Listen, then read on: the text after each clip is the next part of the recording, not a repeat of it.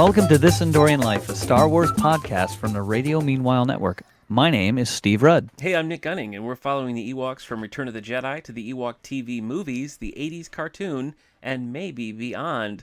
Steve, we have a special guest today. Yes, we do. Would you like to introduce her? I would. And the last time we were together, we were talking about Sharknado over on 902 and Here We Go, because it's my 902 and Here We Go co-host, Kendra Mikols. Kendra, welcome. Happy to be here. Are you? Because this episode I love the Ewoks, so this episode was I'm happy that doozy. you're here. This is fun. I don't know. This was it was the one and only episode I've ever watched, so I can't compare it to anything else. Well, I know. I mean, we'll have to ask you at the end, like on a scale of 1 to Sharknado, how sharky was this episode? Yeah. Well, Kendra, the reason why we wanted to have you on this episode is because it's music themed. Little Latara just wants to play her music. And for as long as I've known Kendra, she's been musical, singing in the college choir, being a music teacher. I once directed Kendra in an obscure Rodgers and Hammerstein musical called Allegro. It's in her blood. Wow. That's true. It's in her blood. Yeah. Steve, yeah, my character was nobody and had a really big solo. An amazing song. The character's there for that one scene and never ever returns. Yeah. So it was weird. The only famous song from Allegro, I think that was. So yeah, not even a main character.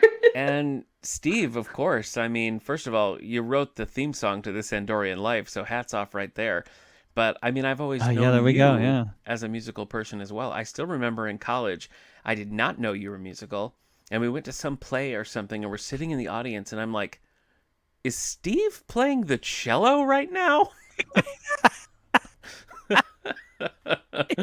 So, you know. Yeah, I probably told you guys, I'm going to go do something. Yeah, and you're like, and you're just like, we got to do something too. And you never thought that we were going to be in the same place. So we're just sitting in the auditorium, and there's Steve in a tuxedo playing the cello. So, you know. Sounds like Nick's a bad friend because he didn't know that you were jealous. I kept those things secret in college, plus chopping wood in my dorm room sort of brought people down a different path of what they thought I did with my time. A lot of misleading there. But anyway, I don't appreciate you calling me a bad friend, Kendra. I think that was inappropriate. all in good fun. Impolite. You're not a bad friend. Okay. All right. Boy.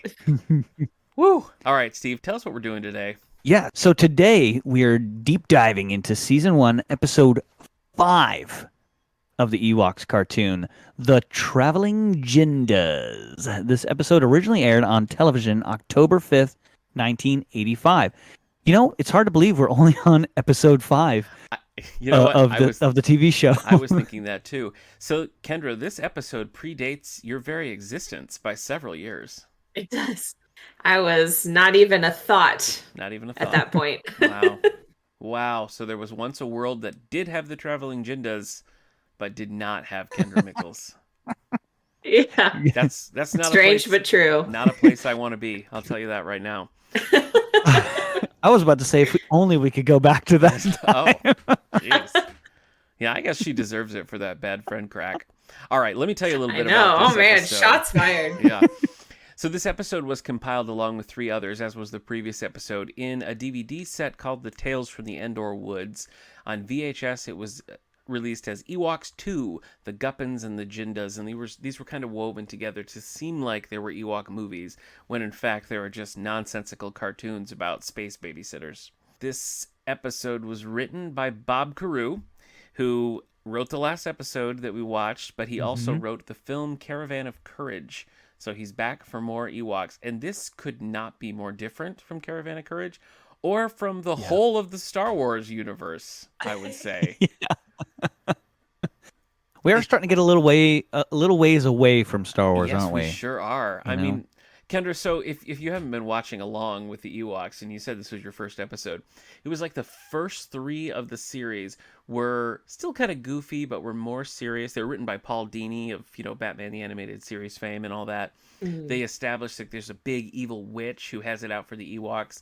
And then episode 4 comes along, and they're like, we don't want to do that anymore. Now it's just goofy shenanigans.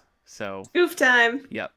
So anyway, Written by Bob Carew, directed by Ken Stevenson and Raymond Day Felice. I thought for our featured cast member today, our Ewok of the Week, I would talk about Tabora Johnson, who plays Latara. Yeah. So she plays Latara in however many episodes Latara appears in this series, and then she'd go on to do voice work in the Star Wars Droids series as well. Kendra, have you ever seen Droids? I have because my cousin Christian had it. Okay. And so I remember like random scenes Yeah. from it. I think we recently watched it again and it was like, oh my goodness, like this was buried in my brain somewhere that I have seen this. So yeah. I think Deep dark place. Yeah. I think that Droids, it still feels a little Star Warsy, whereas this feels much more like an 80s cartoon than a Star Wars cartoon. But anyway, Tabora Johnson plays Latara here. She did voice work in Droids, as well as the show Babar. Did you guys ever watch Babar? I did. I Oh, was huge into is Babar. Babar the elephant? Yeah, is the elephant in the in the green suit. Yeah. Yeah. So she did voice work in that. She did voice work in The Busy World of Richard Scarry. Oh. In live action, she was in shows like The Big Comfy Couch. She did some Kim's Convenience, which Kendra and I are big into. What about you, Steve? Have you seen Kim's Convenience? Negative. It's on Netflix. Who is she in Kim's Convenience? Oh, she was a one-off character. Oh, okay. I thought it worth noting since we share a love for that show. She was also, Kendra, and this one's for you, she was in the series Private Eyes, a show that stars 90210's Jason Priestley. Oh, is that his current show? His current show. Yeah. She's still going. I keep no seeing way. him post about it, and I'm like, oh, this looks good. How can I watch this? We have a It's actually connection. pretty good. Yeah, it's a Canadian show, live action, and it's based on a book series. And I saw several episodes of the first season, but I haven't read the books or anything like that. So anyway, that's Tabora Johnson Right. for you, who is featured Cool. heavily here as Latara, who just wants to play her flute. You guys, Yeah, just let her play. Yeah, just play the for real. Yeesh. I mean, Steve can play the cello without telling anyone. Why can't she play the flute? Okay. Well, Kendra, this is the portion of our show where Steve leaves no stone unturned in explaining this cartoon episode. Steve's synopsis of these episodes run about as long as the episode itself. So, This one's longer too. oh my gosh.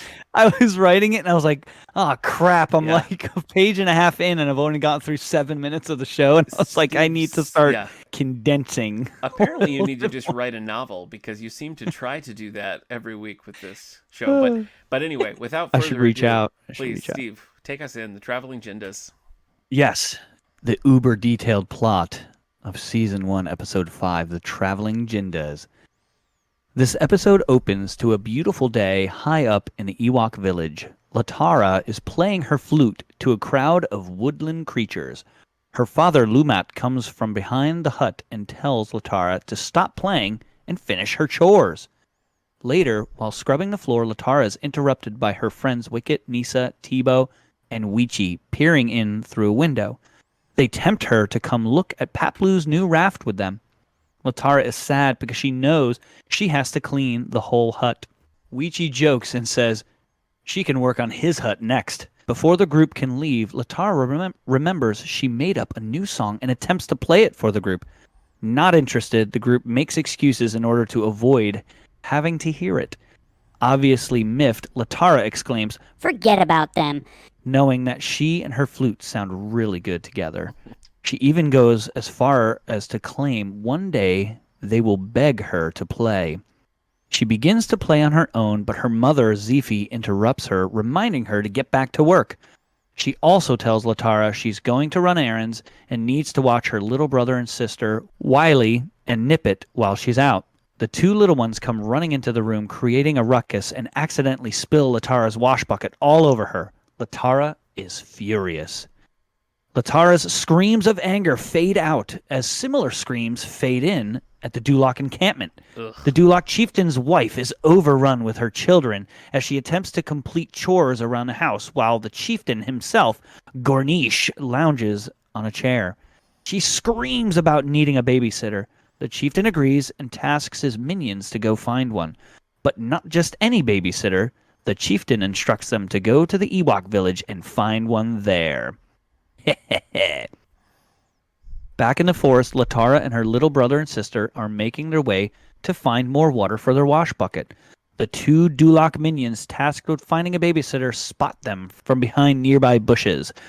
They attempt to sneak up on Latara and the Walklings, but are interrupted by a giant creature. The Dulocs foolishly run into a hole in a tree, where they are attacked by the tree's current owner, a vicious predator.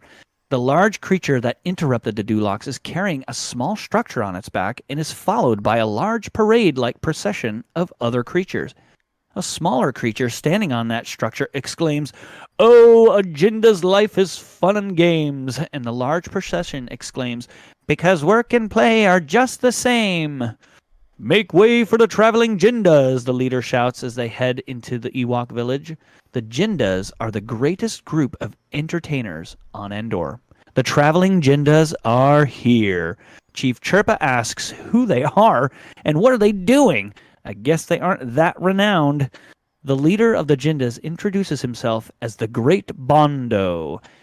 He introduces the rest of his group as the Traveling Jindas, famous performers that travel from village to village to entertain them. They only ask for hospitality in return. Aunt Bozzy is unconvinced by the group, believing they are just freeloaders. Latara convinces Chief Chirpa to allow the group of performers to stay at the village for one night. That night, the Traveling Jindas put on a show for the Ewok tribe. Chatur and his ferocious beasts, which really look like ferrets, make the Walklings laugh. The amazing Trebla performs levitating magic tricks and the tribe oohs and ahs. The beautiful Jinda dancers end the show with their jingling belly dancing. With the show over, the Great Bondo announces they accept tips in any form as the stage curtain falls on his head. The Ewoks roll with laughter. Princess Nisa joyfully expresses to Latara how great the show was, but she is nowhere to be found. Latara snuck up behind the stage and, seeing the performers, exclaims to herself that if no one at the village appreciates her music, maybe she should go someplace where they need a performer like her, referring to the Traveling Jindas. The next morning, Chief Chirpa thanks the Traveling Jindas on behalf of the Ewok village for a magnificent show. Bondo brags, expecting that kind of thanks. He happily laughs, claiming everyone loves the Jindas. Even the Jindas love the Jindas. Latara, hiding herself inside one of the Jinda's mounted creatures, says goodbye to her friends as she intends to sharpen her flute skills for a while and then eventually come back to the village. Her friends promise not to tell anyone she is leaving. The two Dulocs from earlier are still lurking outside the village. They see Latara and are bent on following her. As the Traveling Jindas ride off, Chirpa tells Logray he's never seen anything like the Jindas before. Logray responds, telling him they likely won't ever see them again because the Jindas are famous for getting lost, and once they leave a place, they will never return again. While traveling with the Jindas, Latara is given the task of cleaning the performers' clothes. She is encouraged by Bondo, who says work and play are just the same. Latara finishes his sentence, then sadly states she did less work than this at home. Back at the village, it is discovered that Latara is gone. Logray exclaims the situation is very serious. Logray fears the aimless wandering Jindas will lead Latara right into the hands of the Night Spirit. Wicket and Weechi agree they must go after her. Before leaving, Logray gifts the group a magical seed. They are not to get the seed wet until they absolutely need it, specifically to escape. Back inside the Jinda mobile hut, Bondo tells Latara she will get a chance to perform tonight. Bondo opens his hut door and sees tree goats. Blase sleeping tree goats? The Jindas attempt to perform for the goats, but they are uninterested. Latara also finds out she won't be playing her flute, but will perform as Trebla's assistant. She protests, but Bondo tells her this is showbiz. She takes her place on stage and is lifted into the air by a rope, as Trebla pretends he's causing her to levitate. The Dulocs from earlier are now disguised as tree goats in order to sneak up on Latara. Before they can reach her, a blase tree goat nips at one of Latara's ropes and breaks it, causing her to swing into the same branch the Dulocs are hanging from. With Latara's added weight, the branch sags to the ground. Now, on the ground, Latara lets go of the branch and the two Dulocs are catapulted into the air and land inside an Endor dinosaur nest. The flying Dulocs made so much noise they scare off the tree goats, and Bondo fails at convincing the goats to come down so they can finish their performance. It looks like there will be no tips tonight. Meanwhile, Wicket and the gang are hot on the Jinda Trail. In the morning, Latara begs Bondo to bring her home, but he admits he can't because they are lost and have no idea where they are. Latara is very distraught. Bondo tries to comfort her, telling her, in time, she will learn to love the Jinda way. Wicket and the gang find it easy to track the Jindas until they have to cross a river using a rope bridge that the traveling Jindas damaged with their large hut-toting creatures. They almost get the seed wet crossing the broken bridge, and all agree they hope they never have to find out what happens if the seed gets wet. Latara steals away from the Jinda camp to cry about the possibility of never seeing home again. The two Dulocs who have been following her are finally able to capture her. By this time, Wicket, Weechi, Nisa, and Tebow have caught up to the traveling Jindas. They overhear the Dulocs taking Latara away as their prisoner. Unsure if there are more Dulocs in the area, Wicket thinks of an idea to bring the traveling Jindas right into the Duloc camp. The great Bondo is a bit worried as he has heard the Dulocs are a pretty rough crowd. Wicket assures him that their disguises should fool them.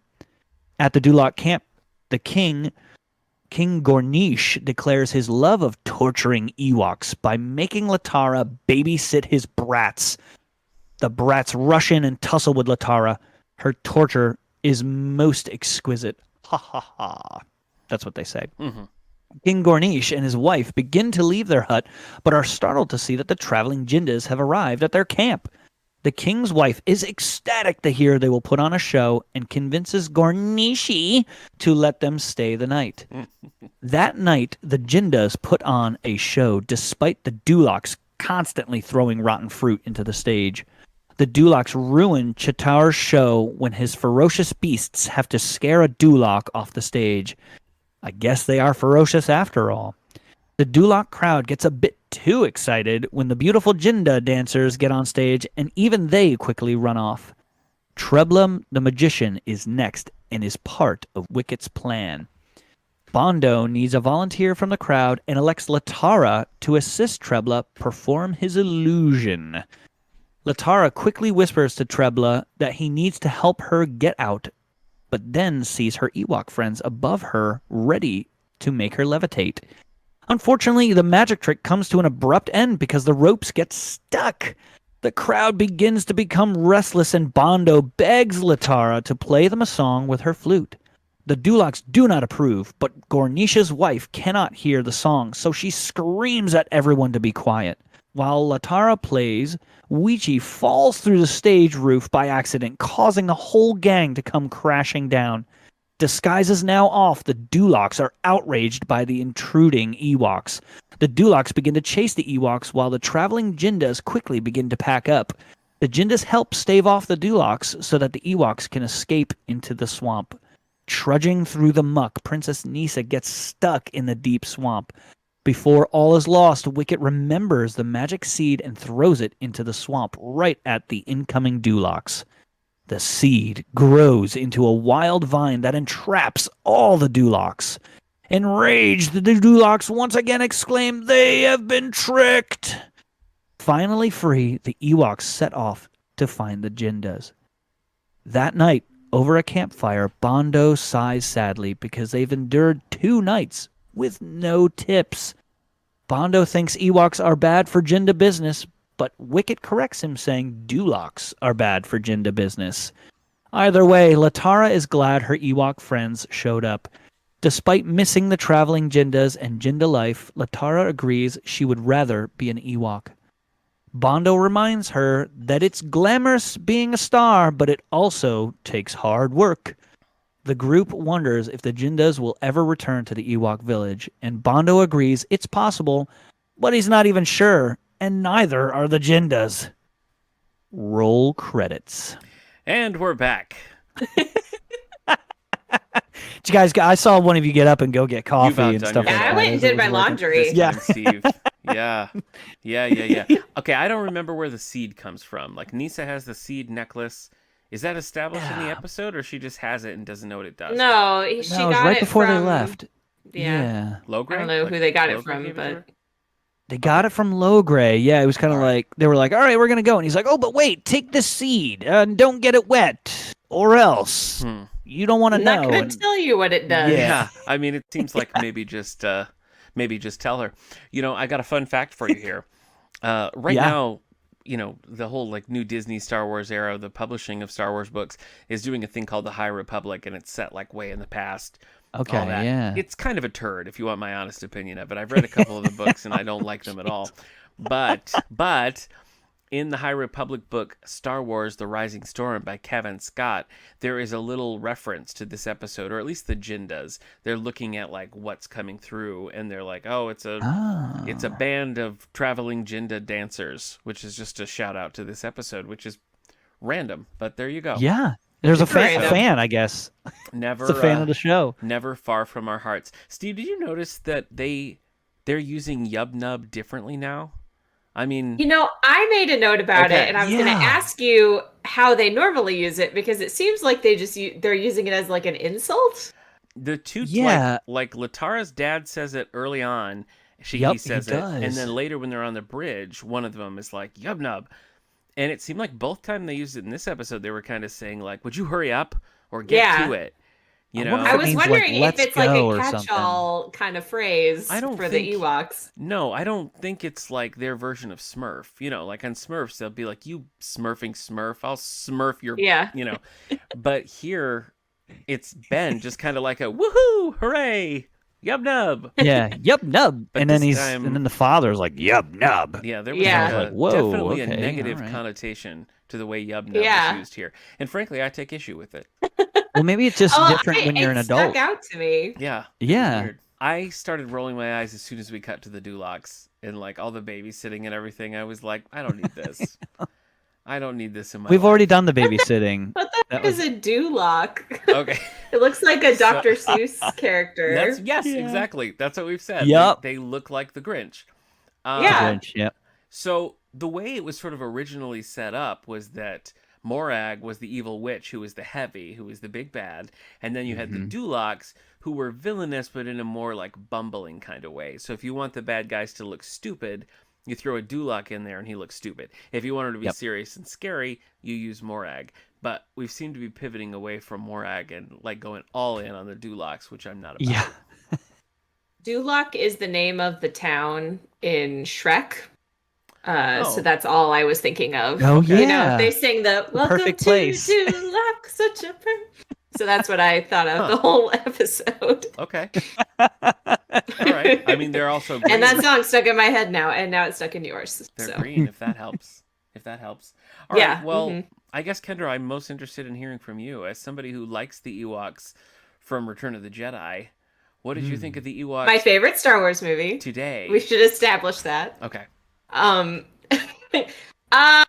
mean, it just seemed like they were trying to do like Smurfs or Yeah. I assume gummy bears or something like that, but this plot didn't do anything for me. No. It didn't make me No. want to It was. Yeah. watch another episode. I thought it was really strange, them like dressing up, like when they're dressing up in stage costumes and stuff. That was just so far from Yeah. Ewokiness, even within the series. Like, even within the series, I thought that was strange. This could have been So- Care Bears. Like it just could have been an episode of Care Bears. Yeah. I got to be honest. That's there was You watch a lot really of Care Bears, Steve? He does, actually. We've Actually, I established do. that Really? in a Kids, yeah. past episode, yeah. I watched them all. I love okay. Okay, got it. all right. Let's not pretend that it's All right, just all right. because of your Lowercase kids. lowercase L on love. All right, okay. You're a liar. So, but you love the Care Bears, stupid liar. dude, Grumpy Bear is my spirit animal. I believe it. I believe it. Yes. So, all right. So we can just set that aside right away. We all agree Yeah. that this was like a weird 80s cartoon, and they were like, oh, put the Ewoks in it. Yeah, and the seed, like that was another thing that was like injected in there that if you think about it, they could have just escaped. Yeah, from the true. Dulocs. If they would have You know, known like at any let's be point. honest, it could have just been Yeah. done, you know, but at least there was a nod back to when the Dulocs originally were tricked by Logray's soap. Remember, they were like, Yeah. "We've been tricked," and so Mm-hmm. they said it again. You know, we've been tricked. So I don't see how they were tricked this time necessarily. I guess. No. I mean, I guess by the Ewoks being there and dressing up as Jindas, Yeah. but Watching these episodes as we have, like right on the heels of the two Ewok movies and then moving into these, it seems to Mhm. me like that first Ewok movie hit and people liked it and they were like, oh wow, I think we have something here. And it feels like they just rushed this series, like rushed. And it's yeah, like they didn't quite know what they wanted. And every time they air an episode, they're like, no, that's not quite right. Let's try something different. That's what it feels like to me. It yeah. feels like they're responding to things they don't like and trying to fix it while actively in production. Well, yeah.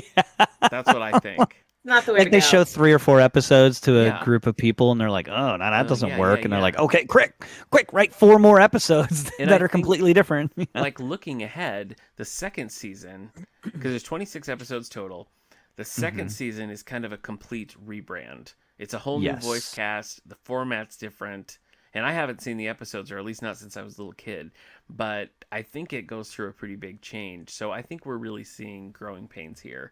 But there was nothing that I Yeah. really enjoyed about this episode. I also wanted to say I had Yes. never heard the intro music before and I did not care for it. It's not fun at No, all. it's not Were you fun. sure you were watching the correct show? Yeah, Like I it's remember when I first heard it, I was like, yeah. "Whoa, No, hey." again, like it also doesn't gel with what happened. Like the tone of the episodes don't match that theme song. Yeah, they don't. So, They're Yeah. very it's very eerie. yeah. I would Yeah. say like. It's got like a creepiness to it. Yeah. And it's something I remember as a kid. I remember when we were talking about going into the show, and Nick asked me, like, did I ever see it? And I was like, yeah, I saw like a couple episodes, but I just remember the theme song being really weird. And when I heard it again, I was like, whoa, like, that's why it's Puts you weird, right because it back. is Yeah, puts very you right back into significantly place. weird. All right, let's talk about the traveling Jindas for a minute here. So these are just like carnies Small around hands. Endor. Steve, I maybe it's just because you and I were talking about Star Trek last week, but Hmm. I got serious Harry Mudd vibes from what's the main guy's name? Bondo. Bondo, You know what yeah. I'm saying? Like the voice. Yeah, exactly. He was always, Captain yeah. Kirk. Like it seemed a lot like Harry Mudd to me. Yeah. So I don't know if Oh, that was in man. anybody's mind, but it's certainly like the way he was dressed, his shape, very Harry Mudd-esque. That's all I'm gonna say I about was that. thinking of, what's his name from Babes in Toyland, that guy. Or, Oh, He sounded to me like the guy from Mary Poppins who floats around on the that's ceiling. him. That's the guy. Ed That's the Wynn. same Ed actor. Wynn. Yeah, he's in Okay. Babes in Toyland, I think. Is it not Okay. him? No. The Oh, well, Scarecrow's not it sounds him. exactly like him. So It sounds exactly like him. Yeah, and that's exactly what came into my mind too. They're like, oh, yeah. we're the traveling Jindas, you know, and just I could see let's that. like everything was about tips, right? I thought that was like the tips come in any form, and they're I'm like, pretty no sure tips Ed Wynn tonight. was dead by then, but but no, it's not him. But I definitely Yeah, get okay. what you're saying about that. Just such a weird plot. Just such I a weird know. plot, and I feel like cut the Dulocs out of this episode Yeah. and just Cut make it out. Yeah. Thank you, Kendra. Thank you for the Full House reference. Yeah, and just make an extra scene or two where they're tracking the Jindas. Yeah. You know, and make it more difficult. Where all of a sudden it was just like they caught up. Yeah. You know, and it And was then like it it was a sort of- few nights or Yeah, so. I guess I thought it was going to be like the Jindas never. They make a big point about how like they never return, they never come back. So like Latara's just going to be kind of stuck in this thing forever. And like, yes, have the Ewoks trailing around Endor to try to find her. There doesn't have to be like a villain necessarily. It could just sort of be Yeah. situational. But I don't know. It was really. I felt like the plot. I mean, it seems silly to say that it was convoluted because it's such like a basic thing, but it is kind of convoluted. She's like, Yeah. she's trapped with these performers. The Dulocs also need a babysitter.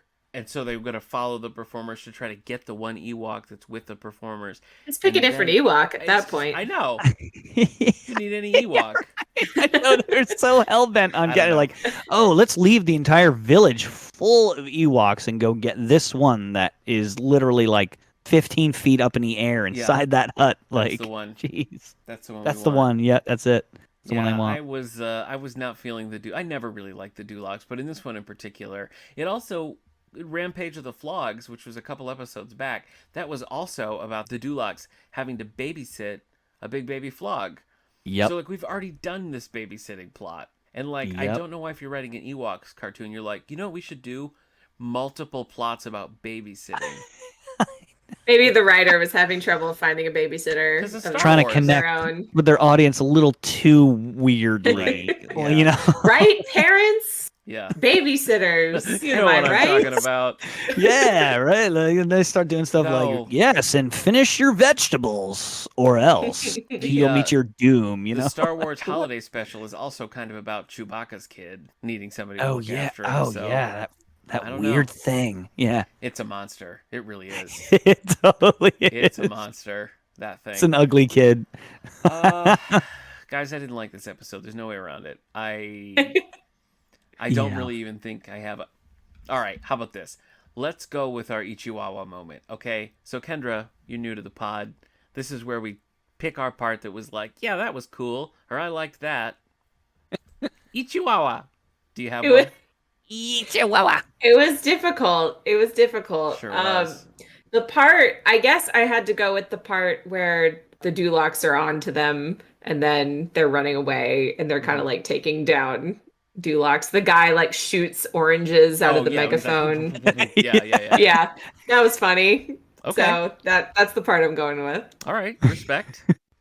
Okay. There were also a lot of really cute like animal creatures in this episode. I was a fan of the sleeping goat tree goats. Okay. Yeah. The blase. I liked the like fox weasel things that were in the show. Yeah. And there was another like little bat thing at one point.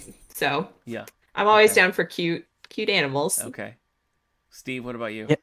Yeah, I had that bat, those little like those mice bat things, or like the flying squirrel thing. Yeah, I had it written down as like squirrels, birds, and mice creatures, and I was like, Yeah. I'm just gonna write woodland creatures. I don't know what that is. I think for me, my Ichiwawa moment was the awkward foreshadowing of they'll beg me to play later, and I thought that like that line. I was like, Layered. that line was so extra. Like no one talks like that. I thought that was probably the only cool aspect of the episode, that they did have something You like that come layering? around full circle. Okay. Right. That was it. All right. That was it.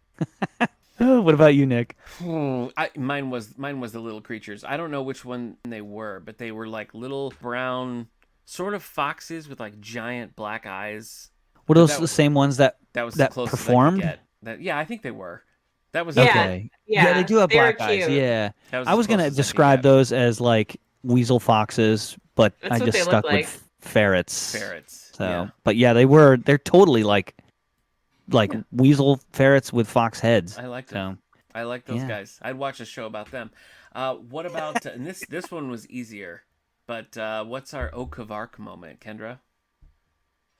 Where does that come from? Oh, Kavark. Did That's they say their that? like That's their that's their expression. like negative. Yeah. Well, they said Kavark. yub nub in this one. That's true. So. Usually, if they want to like drop an F-bomb, they'll be like, "Oh, Kavark," you know. I think. For me, it was any scene with the wife Duloc. Her voice was just like nails on a Oh chalkboard. yeah, she is terrible. Yeah. Nails on a chalkboard. Yeah, So that's yeah, that lines unpleasant. up with mine pretty well. Really, any scene with the Dulocs, the Duloc babysitting. as soon as she was like, "I need a babysitter," I was like, like Kavark. Don't. I don't. I already don't like where this I don't like episode it. is I going. don't like it. So early on. What about you, Steve? That's the same. The whole Duloc plot line was just noise that could have just been something completely different. I don't get it. It confused me too when they're like, "Oh, let's go get Latara." Like they legit saw her Yeah, with two Dulocs right.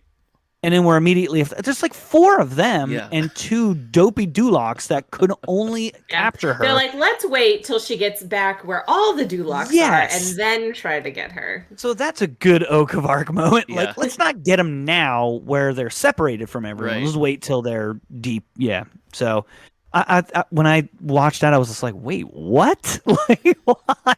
Like, obviously they're like 20 miles Right. from home. Yeah, Like, they there's- really- You think there's going to be more Dulocs? I don't So, know. They're yeah, a that lot was, of bad decisions were made here in this episode. Yeah. I don't I don't honestly know what a moral here is. I don't know. It's in here. It's glamorous to be a star. It's glamorous being a star, but it also takes hard work. And that's in a Latara. So Latara, right after, or I think it's Latara goes, that's my lesson learned. And I was like, that's the They said lesson. it. They just said it. It takes flat hard out. work. I mean, come on. At the beginning of the movie or the episode, she's scrubbing, right? Yeah. And she's like, I don't want to scrub. I just want to play my flute. Yeah. And then she gets to the Jinda, caravan, and she has to clean their clothes. Mhm. And she's like, this is not what, I signed up for. Right, And then yeah. she's told that she's going to Mhm. perform. And it's actually not playing her flute, it's helping out. Right. So she's forgetting that she needs to work her way up in the Jinda Wow. ranks, I So guess. you really took this as a cautionary tale that it's Yeah. rough in Hollywood, This is showbiz. I guess Hey, so. I had written down like the grass is not always greener on the other side. Ooh. That's what I went with. I like that, So. Kendra. That is Yeah. a lesson learned. Because nobody was happy in this episode. No. Not at all. It was a little bit it did seem a little bit like a Cinderella situation, like unfair labor. Yeah. Yeah. I don't know. Yeah. Seemed did like they become were that working her very a little quick. hard. And he was so weird. The dude was so weird about it too. He was like, "Ooh, but work is fun," and it's just like it's obviously not. Like Yeah, like- she she's was like complaining about it. she was like hugging him at the end, like he's my Yeah. best friend, and he made me do all the laundry. It's like that is the fastest Stockholm case syndrome. of Stockholm syndrome I've ever seen. It's so true. Oh my gosh. Oh man, she gets back. And next episode, we're probably going to see her scrubbing the floor, like Yep. whistling, singing. Yeah. It's like Yeah. she loves it. Yeah. She's totally She's fine. brainwashed. That was the best part for her. Was all Oh, man. the force cleaning. Wow. Okay. So how many yub nubs, Nick, would you give this episode? I mean, none. I didn't like it. I feel Oh like man, I mean, no, I didn't really enjoy any of it. I don't know. I know that's not even a twofer anywhere in there, like a less than a 2, like a 1 point something. Sure. You know what? Sure. I'll give you a 1 point. It was short, Yeah, So I don't know. I really because coming off of To Save Deej, didn't we both kind of feel like that was the strongest episode? that was such a good episode, and then previous this one just was like, yeah, So last episode, To Save Deej, was the first of the new writer and the first of what to me seems like a little mini retool. And it worked really Yeah. well. So I was kind of like, okay, maybe we're heading in the right direction here. But this was just such a weird curveball. So maybe it was just the juxtaposition of the two that makes me not like it as much as I... No, feel, I mean, no. This one was like a really poorly written filler, Yeah. and it's just like there are 12 episodes Mhm. in your 20-minute cartoon series. You don't have room for filler episodes. I Yeah, gotta I be guess honest. not. They gotta all be something, And that's what this was like. This was totally like a I don't know, it was just a bad Yeah, it's filler like, well, episode, we gotta man. do something. So use that Traveling Jinda episode. I don't know. What about you, Yeah. Kendra? How many yub nubs out of 5 would you give this one? I'll give it 2. Okay. 1 just because I like Ewoks in general, Sure. and 1 for the cute animals. Oh yeah, the cute animals. Yep, they You're get right. one. You're right. Okay. So Well, I'll give it 2. So you said this up front, Kendra, but so this did not endear you to the Ewoks cartoon? No, Okay. not really. Not a world in which you're going to be like, And I'm a huge Star Wars fan, and I've always been a fan of Ewoks ever since I saw Return of the Jedi. So that says something, I think. Yeah. Yeah. That So I don't want to watch more. yeah, and I'm curious. Did it feel like an Ewok show? when you watched It felt like Smurfs or something. Yeah. It just felt Yeah. like it could have been any. It didn't have to be Endor. It could have been like any place. Yeah, with these Yeah. characters. When Bondo's like, we've been traveling all around Endor, like it was almost weird for him to say Endor. I know. That's Like, how oh not Star right, Wars we're is. on Yeah, Endor. Seriously, that's what it was like.